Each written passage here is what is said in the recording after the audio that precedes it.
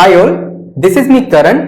So before talking about why do we delete copy constructor while designing any of the class in C++, we'll try to understand what is parameterized constructor in C++. So start करते हैं चलो.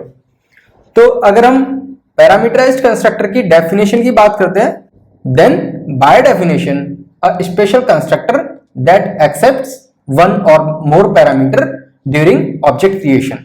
तो इसका मतलब क्या हुआ कि जब हम ऑब्जेक्ट क्रिएट करेंगे एट दैट टाइम जो कंस्ट्रक्टर है उसको कुछ पैरामीटर्स प्रोवाइड करेंगे एंड वो जो पैरामीटर्स हैं वो मेंबर वेरिएबल्स को इनिशियलाइज करने के लिए यूज होंगे. And how that works we'll try to see that. And one more thing is कि पैरामीटराइज्ड कंस्ट्रक्टर जो रहता है that is defined by the programmer. So programmer is responsible for defining the parameterized constructor. तो चलो देखते हैं कि actually code में ये किस तरह से काम करता है. So earlier we saw कि हमारा जो स्ट्रेटेजी क्लास का कंस्ट्रक्टर था वो कोई भी पैरामीटर एक्सेप्ट नहीं कर रहा था, उसमें कोई भी पैरामीटर नहीं था. And that is why we were calling that as a default constructor. And वो जो default constructor है वो अगर programmer ने provide नहीं किया then class will provide that particular constructor. But इस केस में क्या है कि जो मेरा parameterized constructor है वो कुछ तो argument accept कर रहा है and वो जो arguments हैं वो use हो रहे हैं मेरे जो member variables हैं उनको initialize करने के लिए. So how we are gonna call this particular constructor? Let's see that.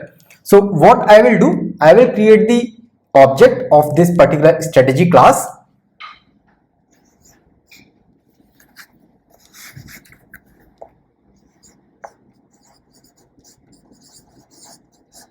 Strategy S. अगर मैंने अभी strategy class का object इस तरह से create किया, then what will happen? Then when I will try to create the object of this strategy class, that is S, तो क्या होगा कि ये इन टर्न कॉल करेगा जो भी डिफॉल्ट कंस्ट्रक्टर है and the default constructor will provide the default values that is order quantity will be 0, price will be 0.0 something and user name will be null, because यहां पे मैं कोई भी parameter provide नहीं कर रहा हूं ऑब्जेक्ट क्रिएशन के टाइम पे.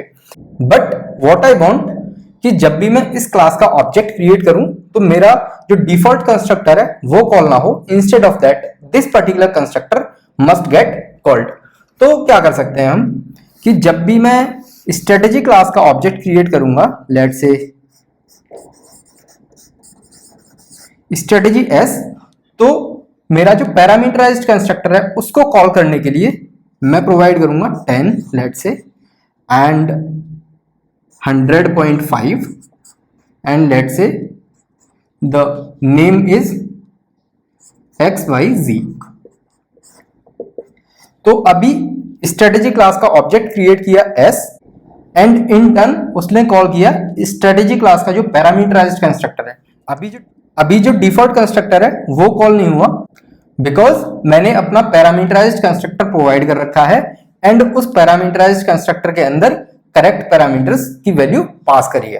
तो अभी इस केस में क्या होगा कि मेरी जो ऑर्डर क्वांटिटी है वो 10 के साथ इनिशियलाइज हो जाएगी एंड प्राइस है वो 100.5 के साथ इनिशियलाइज हो जाएगा एंड जो नेम है वो हो जाएगा मेरा XYZ. तो इस तरह से पैरामीटराइज्ड कंस्ट्रक्टर को हम कॉल कर सकते हैं while creating the object of any class. And किसी भी क्लास में एक से ज्यादा पैरामीटराइज्ड कंस्ट्रक्टर हो सकते हैं depending on the argument. Let's say मैं क्या करता हूं कि मैं एक और स्ट्रेटेजी क्लास का पैरामीटराइज्ड कंस्ट्रक्टर क्रिएट करता हूं जिसमें केवल 2 पैरामीटर्स में पास कर रहा हूं. Let's say strategy and integer quantity and double price. So what this constructor will do, this will only initialize order quantity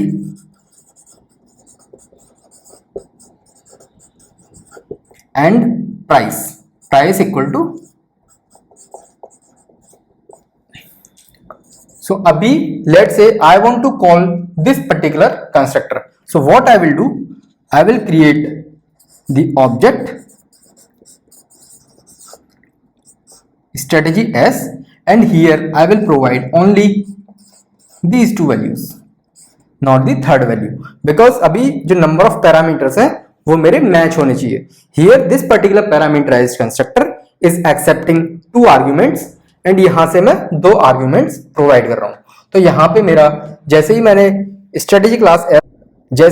strategy class का ऑब्जेक्ट क्रिएट किया S with these values, तो मेरा ये वाला कंस्ट्रक्टर कॉल हो गया.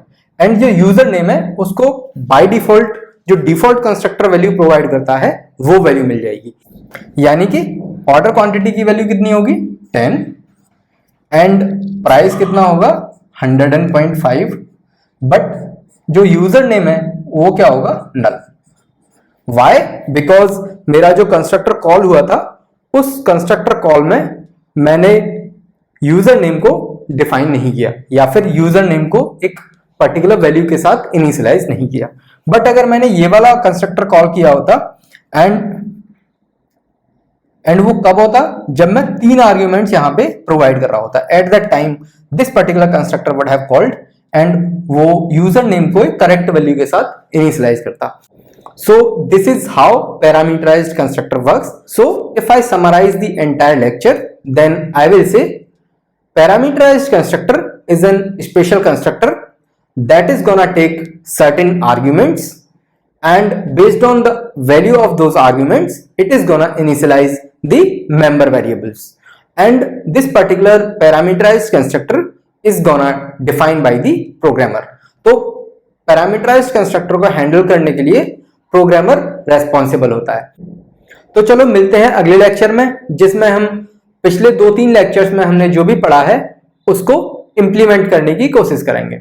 So thanks for watching the video.